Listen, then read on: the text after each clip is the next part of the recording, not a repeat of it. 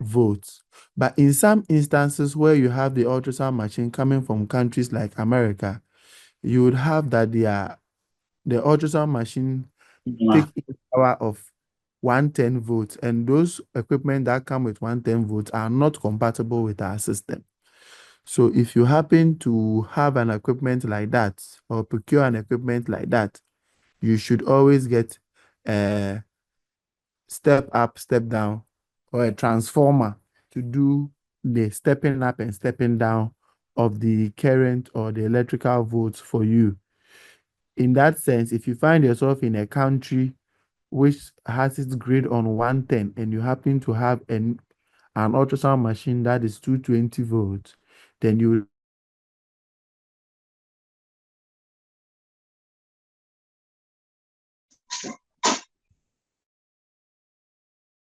would have to get a step up transformer to perform that duty for you. Similarly, in our country, Ghana, where it is 220, you need to get a step down for your ultrasound machine. That is the first thing you should note. The second thing you should note is that before you switch on or turn on all or any ultrasound machine, you should have an uninterrupted, stable power supply. And as such, every ultrasound machine must be procured with a UPS.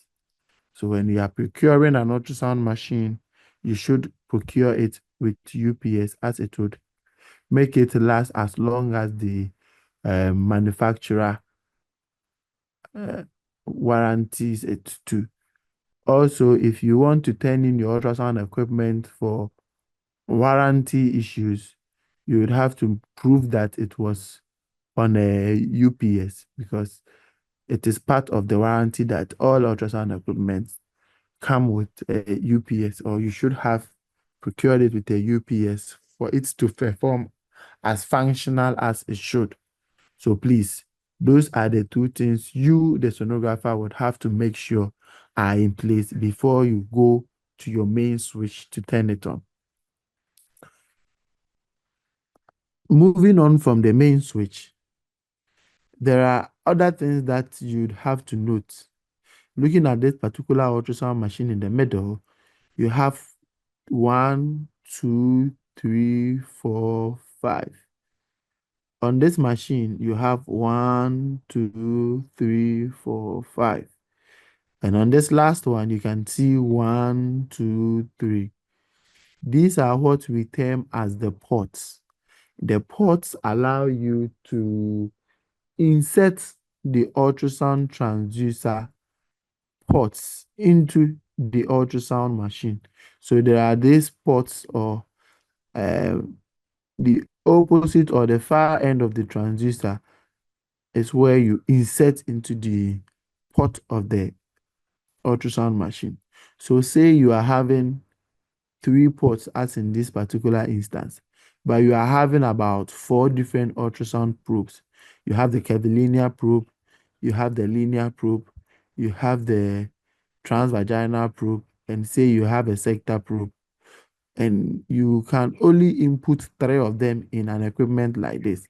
In an instance where you have to switch probes, you would have to boot down the machine, turn off the machine, take out the probe, one of the 3 that will not be used during the particular examination you are going to be performing, and then insert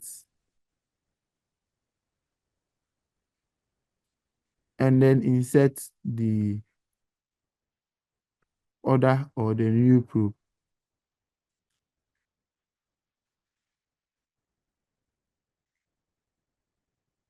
Please, are we following? So these particular ports are used to insert probes. Okay. Yes, I see Vida's hand up. Yes, sir, please. Some of us are struggling to hear you. Kindly raise your voice more for us. Okay. Is it better now? Yes, sir. Okay. Yes, sir. It's still the same. It's still the same. Yeah, it's still low. Yes, sir. So your voice is low. And I am virtually casing my laptop as at now. I am also, yes, and It's loud and clear. it's very loud and clear. So I think they have to adjust their microphones or find a much more soundproof area to be in, because if you are balancing your external noise with the phone, it might not be good enough. Sorry. Great. So coming back to the knobs, we were on the ports. So these ports allow you to insert the specific transducer into the ultrasound machine. Great. The next thing we'll be looking at would be the power button. Notice that the power button is different from the power switch or the main switch or the main power switch. The main switch is the one we refer to as at the back, where you turn on to break or connect the circuit. When the power switch is broken or when it's turned off, there is no electrical current coming into the ultrasound machine. The power button, after the power switch has been turned on and the current has flown into the machine, the power button would allow you to turn on the machine. I hope you are following. In most instances, you have the two buttons, the switch and then the power button. In some rare instances, you may not have the main power switch, but you would always have the power button. Depending on the ultrasound machine's quality, in my own view, there are about 3 different grades of ultrasound machine. The very high-end ones, which are produced by the main or the popular companies like Philips, Toshiba, Siemens, and so on and so forth.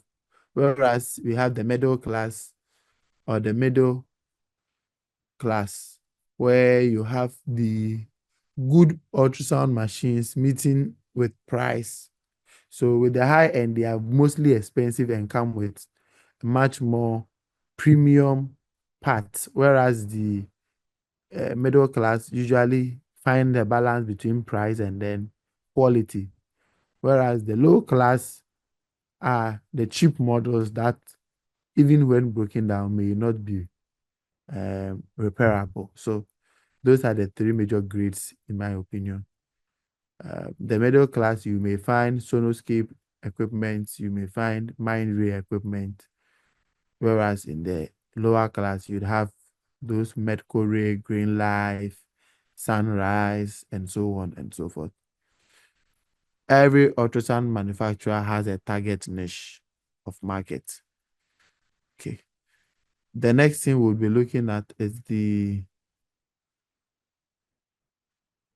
power button. Like I said, the power button allows you to turn on the equipment. It also gives you the capacity to turn off the equipment. When you press the power button after the equipment has turned on, that is, if you want to shut it down, most of the time after pressing it, it will give you options. Either you want to shut down, you want to restart, and in some instances, you want to hibernate, or you want to just cancel that function that you have pressed. Sometimes it's just by mistake your hand will press the power button, so you will cancel that function. Those are the 3 major functions that you'd be seeing after pressing the power button. Then we move on. After pressing the power button, we are now certain that the ultrasound machine has turned on. All of these must be done, or where we have reached, before your patient comes in. There are also things that you'd have to do. These are quality assurance mechanisms. For you to be sure that the ultrasound machine is functioning as it is, you would have to check to see that the knobs, every knob is working and all the functions are functional, if I am making sense. In some instances, the machine may need recalibrating. So if you check and you find out that If you measure a distance that is supposed to be 3 centimeters and it is giving you 2 centimeters or 10 centimeters, you would have to send the ultrasound equipment to the biomedical engineer unit, for them to recalibrate the ultrasound equipment for you. So depending on the state of the ultrasound machine you are having and the usage, if it is your first time using it, you have to check all of these quality assurance issues, especially if you are going to be using them for obstetrics examination, because in obstetrics, the minute measurement counts in terms of the algorithms for EGA, EDD, and then EFW. So after you have your patient with you and you are sure of the quality of the equipment and the service you are about to render, the next knob you turn to would be the preset button. Sorry, the patient history button. The patient history button allows you to take information from the patient. It allows you to enter patient information as it is. So with regards to that, you have after pressing it, you'll be able to enter the patient's name, the patient's age, the patient's sex or gender, as whichever one you prefer to use, or whichever one the machine provides for you. Then we also have importantly, patient ID. The patient ID is usually automatically generated by the equipment. So the ultrasound equipment would generate the patient ID for you. But in some instances, our facilities already have IDs for the patient we attend to. So we may choose to change the patient ID from the automated one to the systemic ones of our facilities. So you take the patient ID, for instance, if you're in a government facility, you may want to use the patient's LIMS number so that you can later refer to it when you want to retrieve the image on a later date. Another thing of note would be from the patient button is that whenever you are entering the patient details, you confirm the request of the patient. So a patient may come in, or you will want to attend to a patient, and in some instances, the request of the patient may, for instance, say third trimester examination. And when you look at the patient, that patient may not even be up to, will not even be in the second trimester. So with such a patient, you would have to either confirm with the patient, that is the point where you verify the ultrasound examination and then the patient identity. In some instance, the wrong patient request has been given to your patient, or in some instance, the history that is provided on the request form is not the history of your patient. So you confirm by interacting with your patient, and in some instances, calling the referring clinician to be sure of the examination to be done. The next thing you look at after taking your patient history would be the probe button. The probe button would allow you to select the exact probe that you would be using for the examination. Remember, after interrogating your patient, you now know what is wrong with your patient. And when you know what is wrong with your patient, you know what examination to do.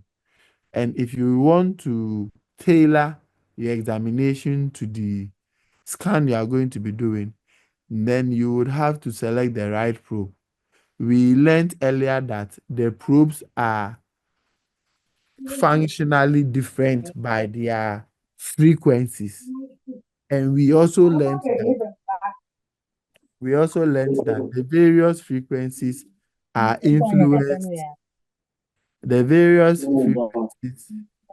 influenced by, hello, kindly mute yourself, Madam Stella.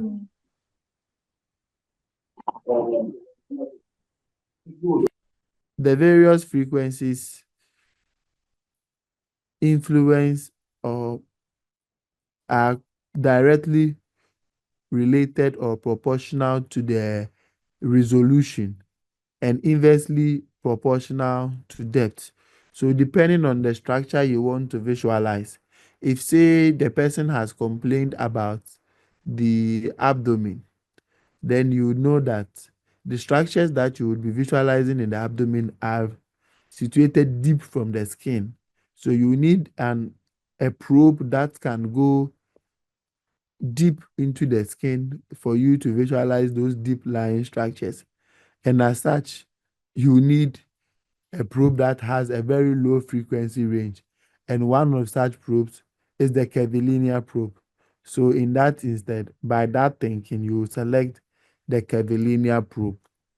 Then you can also, after selection of probe, look at the preset, because in most instances, each probe comes with the preset or the particular examinations it can do. The preset button, this preset button allows you to tailor the ultrasound equipment to a particular examination. So if I press the preset button, it will pop up with different kind of examination one particular probe can do. So for instance, if I select the curvilinear probe, I will be able to select different presets such as abdominal examination, obstetric 1, which refers to the first trimester obstetrics examination, obstetric 2 or 3, which refers to the second or third ultrasound examination.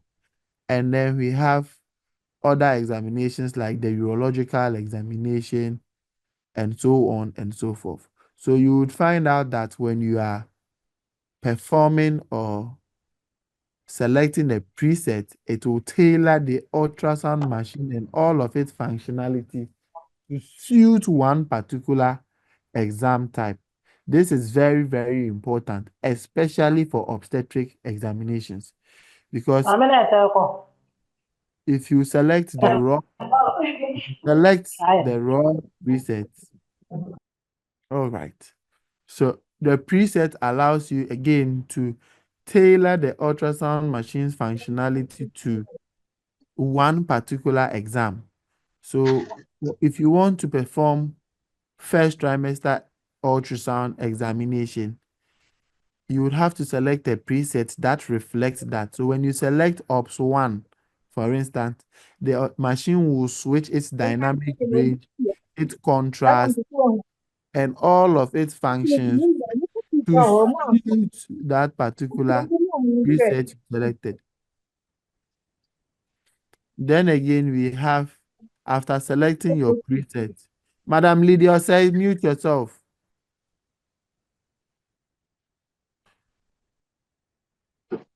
Then again, we have, after selecting preset,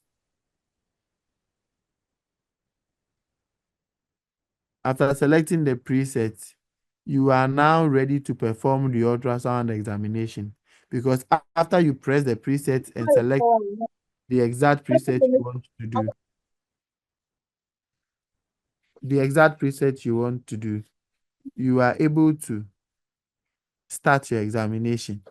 It will send you directly or straight to the the B mode. The B mode, as we have discussed extensively, is the grayscale mode. So after it sends you to the B mode screen, you can now pick up your probe and start examination. Ethically speaking, for ultrasound examinations, your left hand does not touch or hold the probe. When you are performing ultrasound, your left hand does not touch the probe. It is only your right hand that holds the ultrasound probe, even if you are left-handed, ethically speaking. Also, ethically speaking, your right hand does not touch the knobs of the ultrasound machine.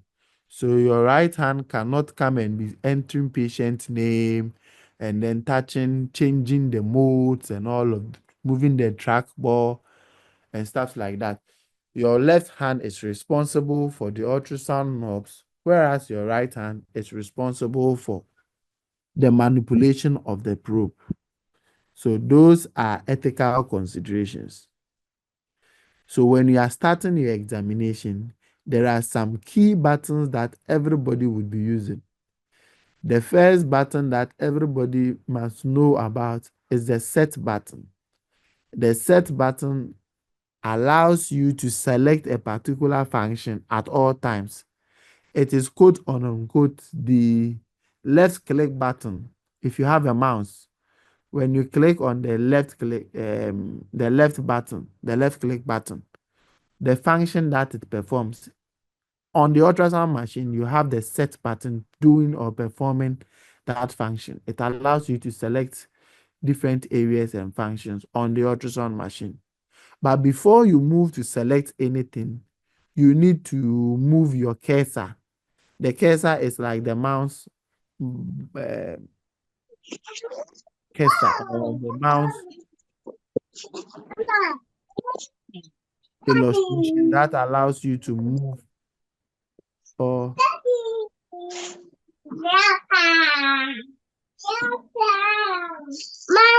Madam Deborah, kindly mute yourself first. So please remove those people from the class. Remove them and put them in the waiting room. And then you move be papa. And then move be papa. Hey, who means you here? So again, when you have or when you move your set button, what you will be moving is the cursor, and the cursor is moved by a track ball. So on every ultrasound machine, most of the time you find one big round ball in the center. That is the track ball. That particular track ball, if you have ever used an old ultrasound machine, an old mouse before, the mouse that we use for our computers, if you turn it upside down, you will see that same trackball underneath those ultrasound machine. That is what we call the trackball. It allows you to move the cursor to an area of interest to select on screen. Anas, your hand is up. Yes, good morning, sir. Please, to the use of the hands, that we should use the right hand for the notes and then the other one to type in the names. I want to know, No, that's not what like, okay, I said. The right hand is for the probe and the left hand is for the knobs. okay. So how do you type with your left hand? Because some of us that you are not good with, typing, you may be tempted using the two hands typing. So how do you type with just the left hand? It is because you are not regular with it. If you do it for consistently for a period of time, we are all not so good. We were all not so good, but with time you become acclimatized with it. And that is not even a bigger issue with regards to typing. Typing is not even the bigger issue. It's it is a bigger issue for those who are uh, having left dominant arms, because you'll be using your right hand to be manipulating the probe discreetly, because in ultrasound your movement should not be that huge to be able to visualize certain structures. So when you are using your non-dominant hand to perform certain functions, you would become a bit more it becomes a bit more less intuitive, if I can use that term. So it is something that we all have to get acclimatized to and then know that that is what we do. It is important you do that to prevent infection. That is the rationale behind it. It is to prevent infection. If you have one person touching the patient, every patient comes, you use your right hand to touch the person, you transfer the infection to the um, ultrasound machine. Someone else will come, may not know what you have done, would also touch it. So in order for us to protect ourselves and also to protect our patients, we have divided the guideline of not using our left hand to touch the patient, nor our right hand to touch the ultrasound machine. I hope I make sense. Great. So we move on to the next functionality.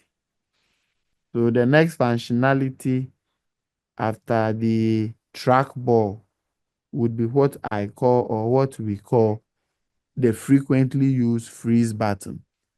The freeze button allows you to perform certain functions. Okay, it is what allows you to still your image. When I say still, I mean to make the image stagnate or stand at one point for you. So STILL, to still your image. This function allows you to examine a particular area more closely. If all ultrasound examinations, like we learned in our previous lecture, are in real time, so as you are moving the probe, what is occurring is what you are seeing. So if you want to specifically visualize something more closely and clearly, and sometimes label, measure, and do all of those functions, you would have to freeze the image. You have to still the image for you to do that. And that's the function of the freeze button. The freeze button also allows you to do another function. The other function it allows you to do is what we call activation of the sign loop. The sign loop, as I said earlier, allows you to go back in time. So if I freeze the ultrasound machine, I can use the trackball, which we have just described, to go back in time to about 20-30 seconds of what you have been visualizing. So it will be like a video of what you have done in the past, awaiting for you to review. So say you want to freeze the fetus, the femur of the fetus, and you put the probe on the abdomen of the mother. Then you get the image of the femur. But before you froze the image, the baby kicked. So the femur left your field of view. After you freeze the image, you will not be able to see that femur again. But when you go back in time, if you use the sign loop, it will take you back 30 seconds before, 5 seconds before, 10 seconds before, the time at which the femur was in view. So when you do that, you'll be able to recognize that. Okay. And that is what we mean by using the sign loop functionality of the freeze button. The next thing we'll be looking at after the freeze button is what we call the 2B mode. The 2B mode is also known as the dual mode or the split mode. The 2B mode allows you to split your screen in two. When you do this splitting of the screen, when you perform this function, you would see that the ultrasound main screen that you are watching would have two different grayscales for you to use, fields. So you would have one on the right, one on the left. In most instances, when we see that, okay. So the 2B mode allows you to split your screen into two. When you split your screen into two, you have the ability to image one structure in two different dimensions or put two different structures on screen. So for instance, if I have the uterus and I want to visualize the uterus in the sagittal plane and also in the transverse plane, I can put the sagittal plane on one screen and then put the transverse plane on another screen. When I perform this function,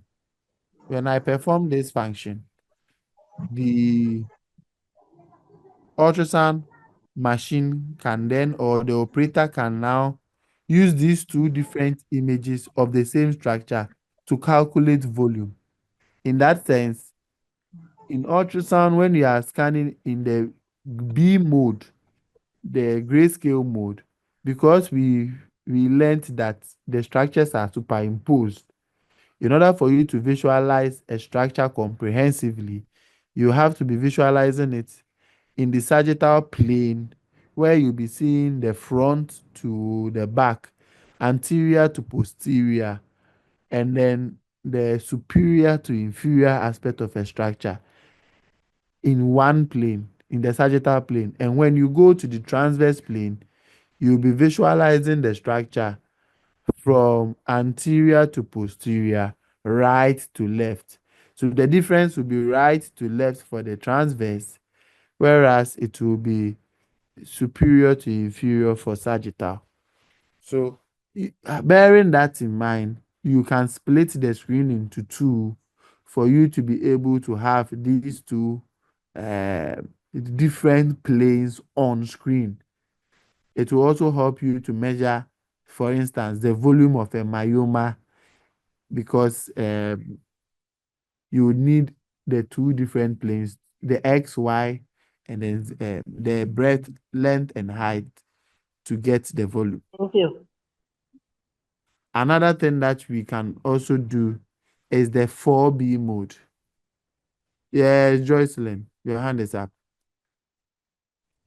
Yes, sir. Please, with regards to what you are teaching us, Mm. like, do you have a video to show us, or because in a way it's getting confusing? We'll be having a practical demonstration. Oh, okay, thank you. We will schedule practicals for each zone. So we'll be Okay, coming to you. We would have ultrasound machine. Everybody will have hands-on sessions, and so whatever we are discussing will be done practically. You would scan yourselves.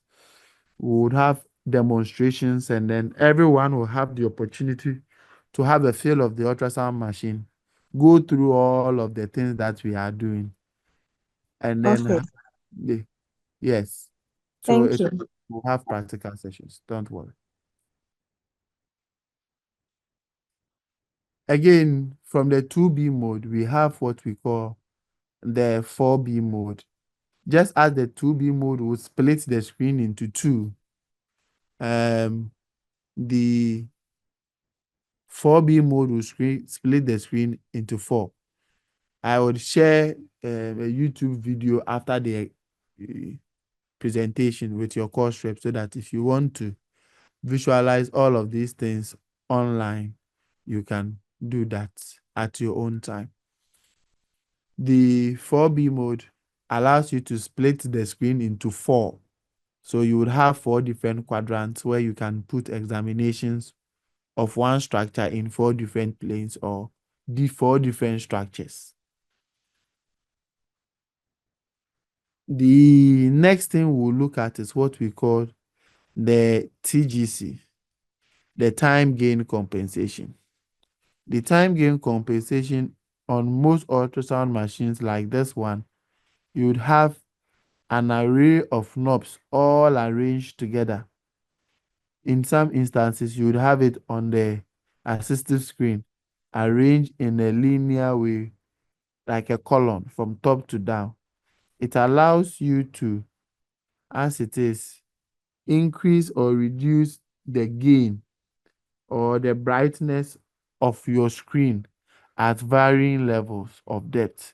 So, for instance, if you can see this array of knobs, they will be arranged in a top to down manner, and the top to down would reflect your screen. So the toppest part of the knobs would increase or reduce the brightness of the toppest part of your screen, whereas the lowest part of your knob would increase and reduce the brightness at the lowest part of your screen. Similarly, the middle part would do the same. So you have the middle part increasing or reducing the brightness at the middle. So that is the functionality of the TGC.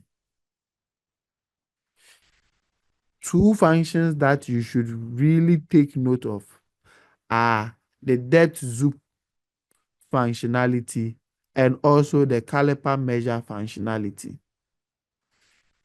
Let's discuss those two now. when we say to zoom in ultrasound, it is different from the depth.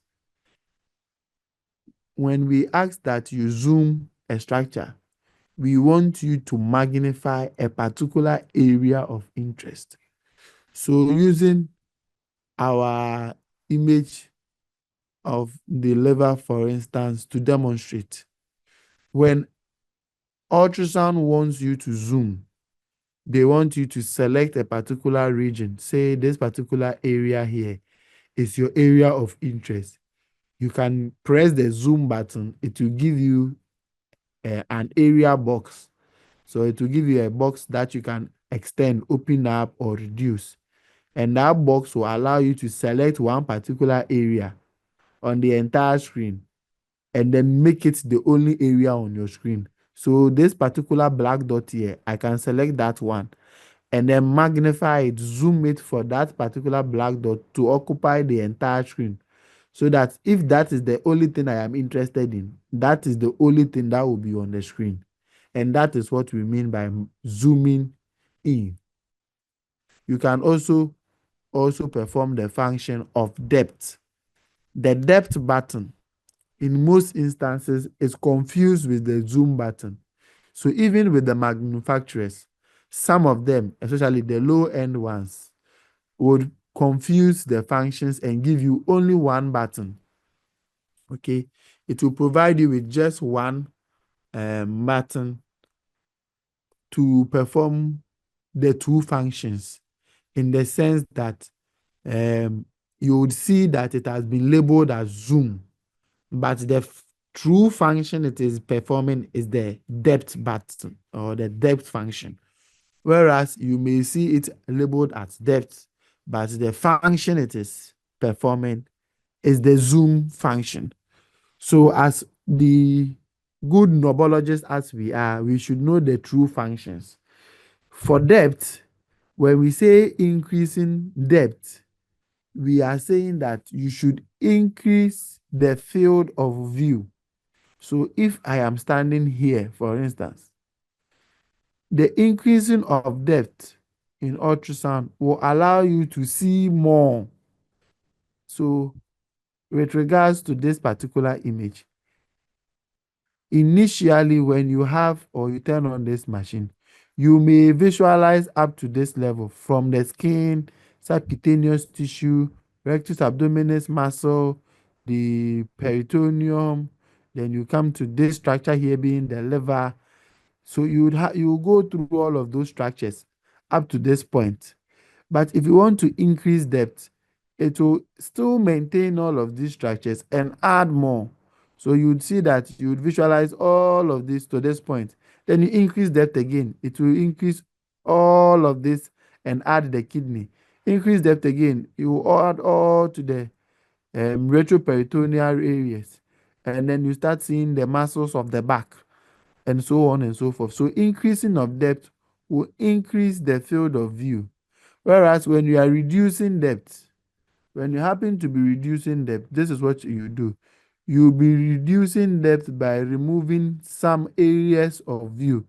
So when you are doing that, whilst you are reducing the depth, you will be taking out these parts of the screen. And so you keep on reducing, and at a point in time, you'll be only seeing the closest part or the point of contact of the probe. That will be like the skin and subcutaneous tissue. So increasing of depth requires that you add more to your area of viewership, whereas the zoom allows you to select a particular area and magnify. I hope you get the difference between the two. Sir, please, can you take it again? Okay. I think Araba's hand is also up. So, Araba, what's your question? So if I'm getting it right, when you reduce the depth and you are taking out some areas of view, it will not magnify the structure that you are seeing. No, Is that it? no. It will When just remove you are using the other depth, you are not structures. magnifying. Okay. Okay. Thank But you, sir. but from what we have studied in previous sessions, we know that the increasing and reduction of depth affects resolution. So that is what is confused with magnification, because the more resolved it becomes, if I reduce the depth, okay, we have learned from this particular slide that when you reduce depth, you would increase frequency. And when you increase frequency, you will increase resolution. So in most instances, when you are reducing the depth, you'll be increasing the resolution. And that is what is confused to be magnification or zooming. Because the image, as you are reducing the depth, will start appearing more resolved, will start appearing more distinct. So when it starts appearing more distinct by you reducing the depth, people think it is magnification, but that is not magnification. I hope the explanation is clearer. Yes, sir. Yes, sir. All right. Sir, so in this case, resolution is more about clarity, right? The resolution is your ability to tell two distinct points different from each other. So resolution is your, that is the best way to put it. If I put two dots here, okay, let me say I put a dot here and I put another dot here. If the farther I go from these two dots, the more I see them together. For instance, if you are standing far from a tree, okay, let's say a mango tree, you would find out that the farther away you are from that mango tree, the more all the leaves are together. You will not see the leaves distinct from each other. You will see them as a cluster all together. But the closer you get to the mango tree, you'll be able to tell each leaf different from each other. Am I making sense? Yes, Yes, sir. sir. So that particular principle of you coming closer to be able to tell the leaves different from each other is resolution. It is distinct. You'll find the leaves being distinct. But the farther away you go from that mango tree, the more clustered together or the more together those leaves would appear. It does not necessarily mean the leaves have now fused together, but they just appear to be so. So that is what we mean by resolution. Your ability to tell 2 points distinct, separate from each other. Thank you. So that is that for the depth and zoom. The next thing we'll be talking about would also be the very good caliper and measure. These two buttons are confused also on the ultrasound machine. The caliper functionality is distinct from the measure functionality, although they are both used for measurements. In a standard ultrasound machine, when I say standard ultrasound machine,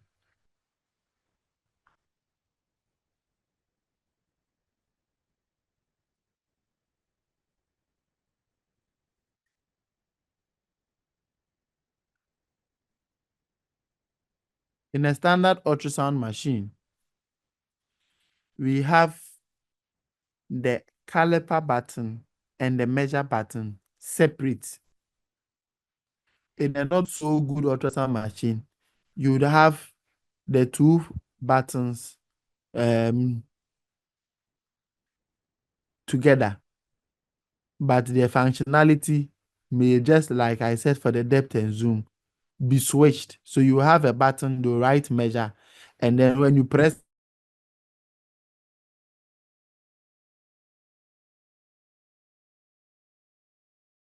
it, you'll be having caliper functionality.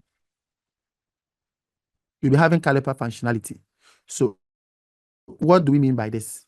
The caliper button allows you to perform mathematical measurement, arithmetic measurements. Okay.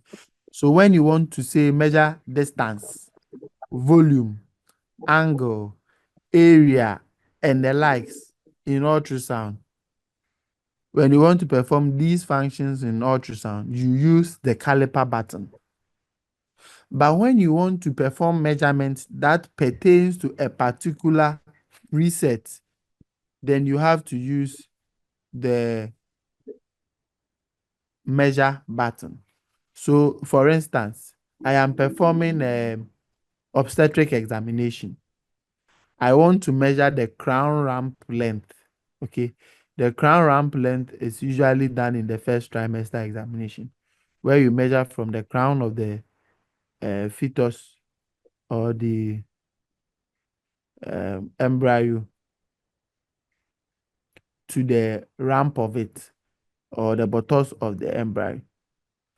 When you are taking that measurement, because it's a measurement that is specific for ops, you would have to use the measure button before you get that functionality. Similarly, if you want to say measure female length is something that is specific for obstetric examinations only. So in order for you to do that particular exam, you have to select the measure button after you have selected the right preset, and that preset would be second and third obstetrics. So if you select second and third presets on your ultrasound machine, you will not be able to measure liver and its volume. You will not be able to measure kidneys and their volume. You will be able to measure the femur of the baby because you selected second and third trimester obstetric preset. You'll be able to measure the biparietal diameter of the baby. You'll be able to measure the abdominal circumference of the baby. You'll be able to measure the humeral length of the baby. So all of these things are things that you can measure when you select the OPS 2 and 3 function in your preset. If you want to do crown ramp length or first trimester examination, after you have selected the preset, it is not going to give you the option to do that measurement. I hope I am being clear. So in order for you to be sure of what you are doing, select the right preset so that it will reflect in the measure. A typical example would be that for your assessment, if we are to assess you practically and we ask you to say find the femur, after you have spent your entire time struggling to find the femur of the baby, and we ask you to measure that femur. So that is the difference between the caliper and then the measure button. The caliper allows you to do simple mathematical measurement like the distance between one point and another point, the angle between one point and another point, the area of that you are visualizing on screen, the volume that you are visualizing on screen. So anything that is mathematical, you can use the caliper for. But when you want to do measurements pertaining to a particular preset, like you are doing a scrotal examination, you want to see the epididymis, you want to see the scrotal volume, all of those things would appear in the measure button. I hope I am clear. Great. The next thing we'll be looking at would be the update button. The update button for all intentions and for almost all ultrasound machines will be found as the button between the caliper button and the measure button. The update button allows you or gives you the option to retake your measurements. So for instance, if I am doing or having measuring a point on screen, let me use this slide again. If I am measuring from point A to point B, on ultrasound, it will give you two different pointers to work with. So if you are on this particular pointer and you select this particular area as the first point, it will allow you to move the second pointer to any place to measure. If you move your second pointer to this particular place and you realize that this particular one was not set properly, maybe you are supposed to put it here. Do not select or set this one. Just press the update button and you will be moved, or you will switch from utilizing this point to that point so that you can move this cursor down here and then set it. So when you do that, you'll be able to edit your points of measurements. And that is the function of the update button. Another button that we should be looking at is what we call the gain button or the overall gain button. The overall gain button allows you to increase or reduce the brightness of the entire screen. So say you are visualizing a structure on screen, but the whole thing is appearing too dark, too black. Then you use the overall gain to brighten the entire screen so that it will be much more appreciated. Or maybe you are visualizing the screen and everything appears too bright. You would use that same button, turning it anti-clockwise would reduce the gain for the entire screen. The next thing we'll be looking at will be the comment button. The comment button would allow you to label your image. So after taking your ultrasound exam, you've taken your image, you've measured whatever you want to measure. You don't leave it there, because in ultrasound, similar structures in the human body have similar densities. Urine has the same or similar density to blood. It will have the same characteristic, acoustic characteristics to water. So when you are visualizing, say, your gallbladder, okay, it will have the same echogenicity as the urinary bladder. The gallbladder and the urinary bladder would appear virtually the same on ultrasound. So if you don't label it, nobody would know that this is what you have visualized. So you always have to label it.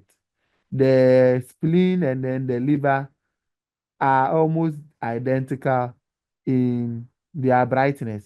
So if you don't label that this is the liver, this is the spleen, it will be hard for people who don't know to know. Okay. So that is the essence of the comment or label button. You will have to be able to comment or label every image you take. Another one that is of great importance, especially for the areas that we are learning, is the report button. The report button allows us to do or perform a summary of the examination we've done. So in most instances where presets taken have inbuilt algorithms, we use the report to summarize the examination done. What do I mean by that? If you have a situation whereby your preset is, for instance, obstetrics 2, 3, second and third trimester obstetrics is what you selected. Then what do? After you select the second and third preset and you are done with your measurements, female length, BPD, abdominal circumference, head circumference, and all of that, you would have those measurements there. But in instances like that, there are calculations to be done by the operator for that person to be able to get the EGA, for that person to be able to get the EFW, and for that person to be able to get the estimated date of delivery. So in order for you to get the estimated date of delivery, estimated fetal weight, and estimated gestational age, you would have to be able to use some algorithms, some calculations to get the. But if you happen to have a very good ultrasound machine, which most of the modern machines have as a functionality, then you just press the summary or report button. When you press the report button, it will allow you to have a summary of the exam that you've done. It will give you all the measurements you've done, and if there are algorithms related to those measurements, it will calculate for you. So when you just press the report button, you will see the EGA, EGT, EFW.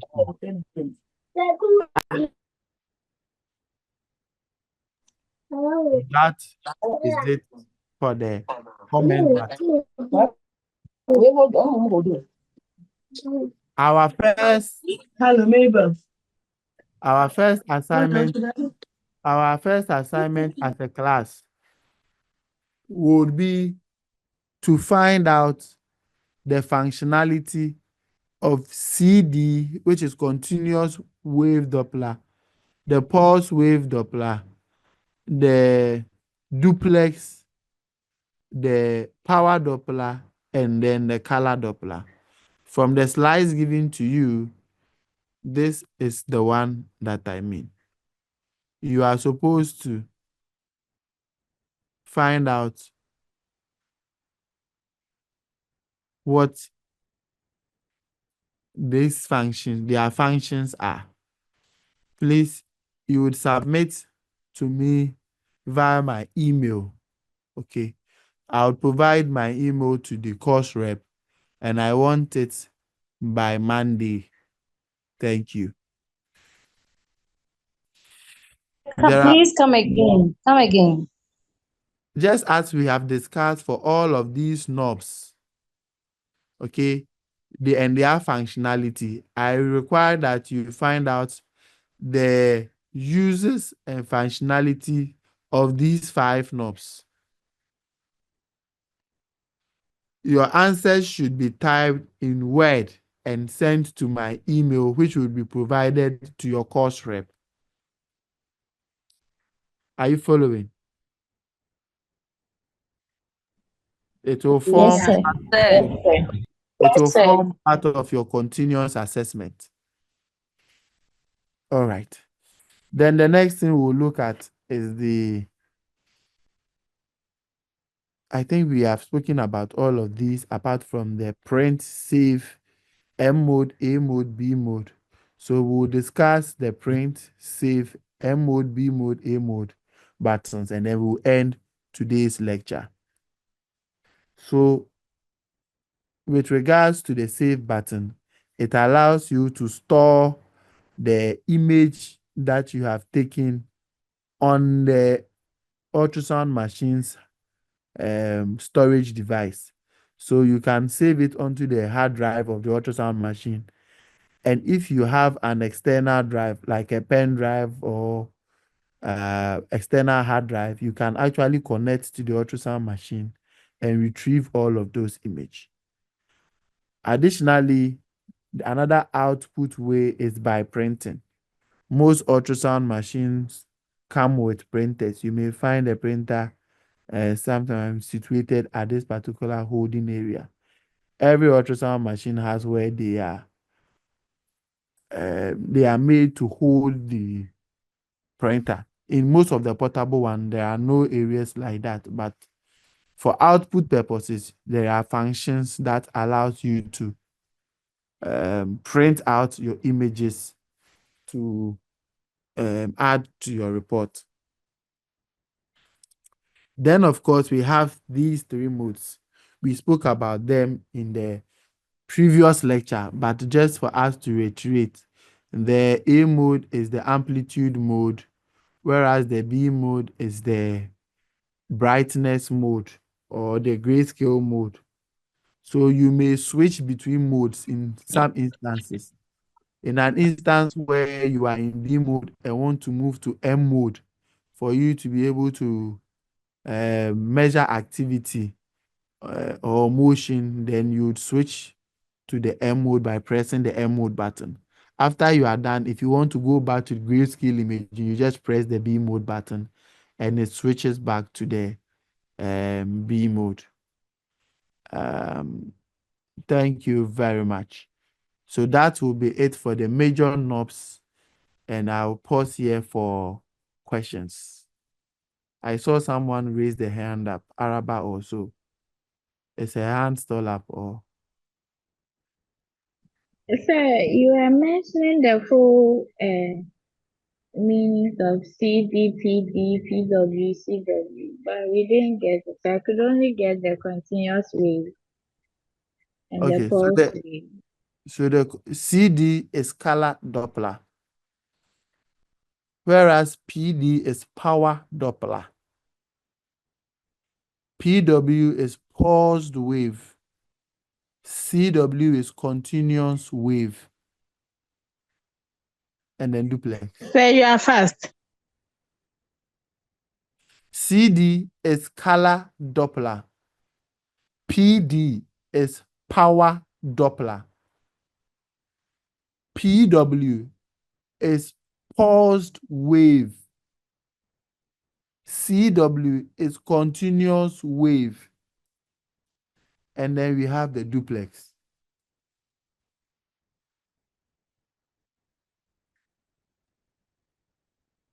I hope we are okay. Yes, Angela, your hand is also up. Sir, please, can you kindly go over the A mode and the M mode and the B mode? It seems I'm a bit confused. The M mode allows you to take measure activity, record activity of structures, whereas the B mode allows or interpret images on a black and white scale, as we described it.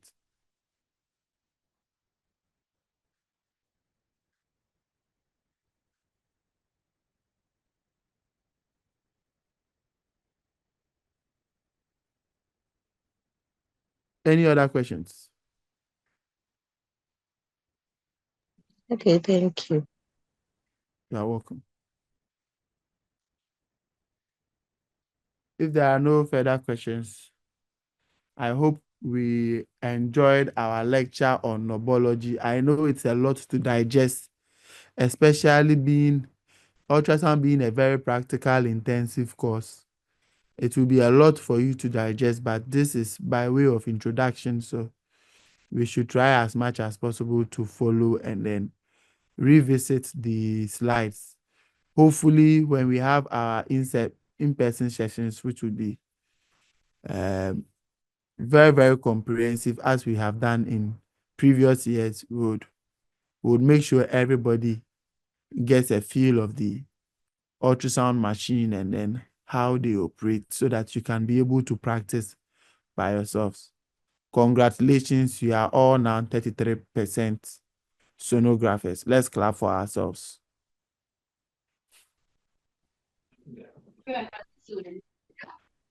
Yes, Anita. Anita, is your hand up? All right. Great. So that in my view, there are three major things that you need to know to be a sonographer. You need to know knobology, you need to know probe orientation, and you need to know the pattern recognition. Now that we are all now familiar with the knobs and the various functions of the knobs, we can now claim we are all knobologists. Again, let's clap for ourselves. Josephine, your hand is up. Please, the continual waves and continual waves Doppler, are they the same? Yes. Okay, thank you, sir. You are welcome.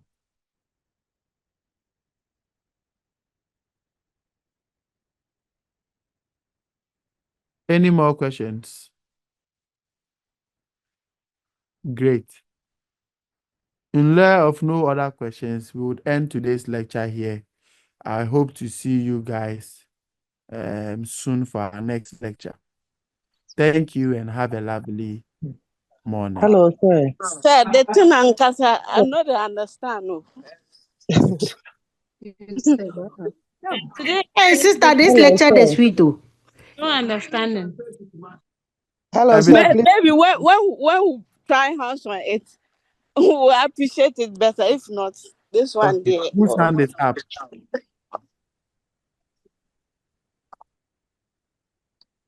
Josephine, your hand is back up. Please, last week we spoke about 2D, 3Ds. I wanted to know anomaly scan. Which one does it fall under? Anomaly scan is also it has nothing to do with 2D, 3D. With regards to obstetric examinations, we have the routine ops and then we have the specialized ops. So the specialized ops, we have anomaly examination falling under that.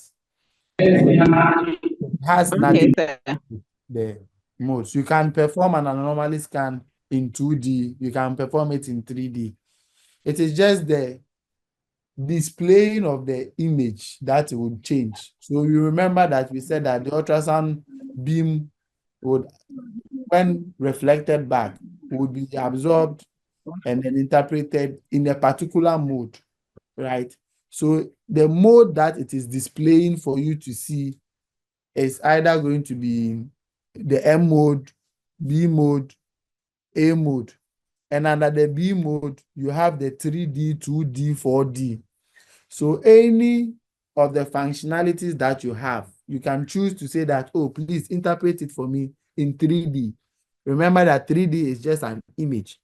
You will take a part, it will give you the ability to select, take different images, and then the machine will compute all of those images and give you a more three-dimensional image.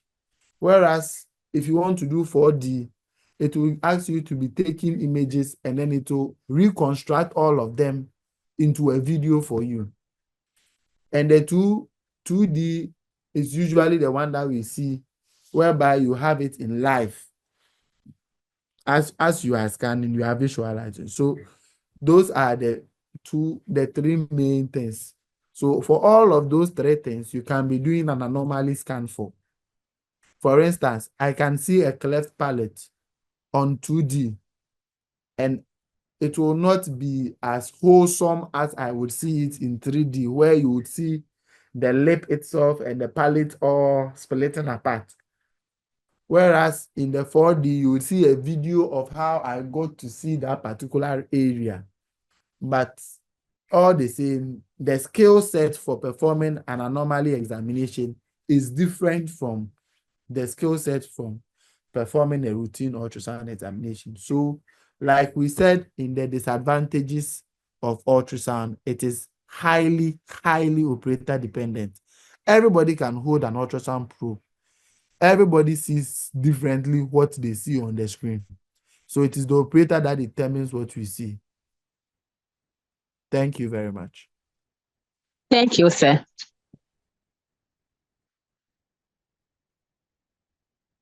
All right. If there is no further questions, we end it here and I'll hear from you another time. Thank you. Welcome. Thank God bless you, you. sir. Thank you. Thank you, sir.